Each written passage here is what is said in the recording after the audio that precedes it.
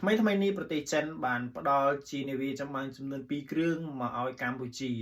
ហើយបងប្អូនប្រកាសចង់ដឹងថាតើប្រភេទនាវាចម្បាំងនឹងមានសមត្ថភាពយ៉ាងណាហើយវាមានរូបរាងយ៉ាងណាមកតាមដានទស្សនាជាមួយខ្ញុំបាទនៅវីដេអូនេះទាំងអស់គ្នា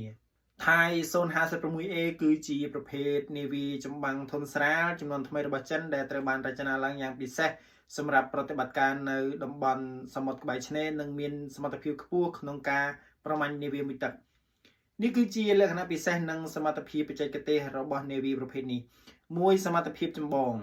ខុសពីប្រភេទថៃ 056 ធម្មតាប្រភេទថៃ 056A ត្រូវបានបន្ថែមបច្ចេកវិទ្យាសម្រាប់វាយប្រហារនាវាមួយទឹក Tow Array Sonar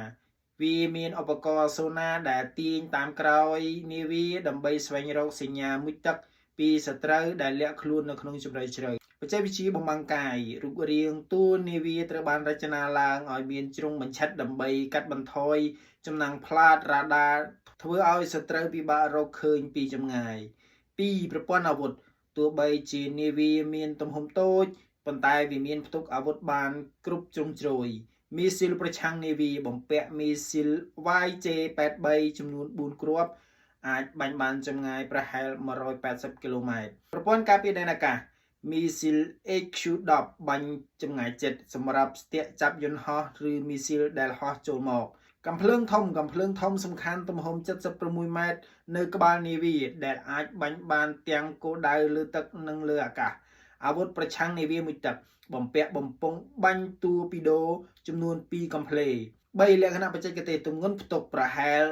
1500តោនប្រវែង90ម៉ែត្រល្បឿន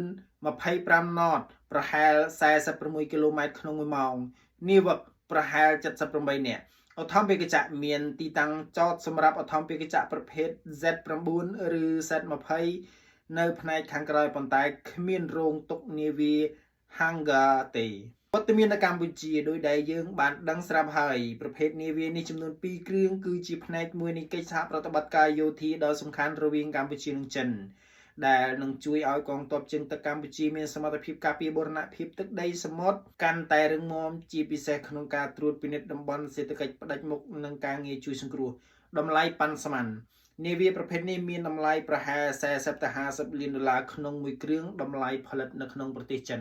ចំពោះសមត្ថភាពរបស់វានិងតម្លៃរបស់វាប៉ុណ្ណេះតើបងប្អូនយល់យ៉ាងណាដែរព្រោះនេះគឺជាអ្វីដែលបានផ្ដល់ឲ្យរបស់ចិនមកកម្ពុជា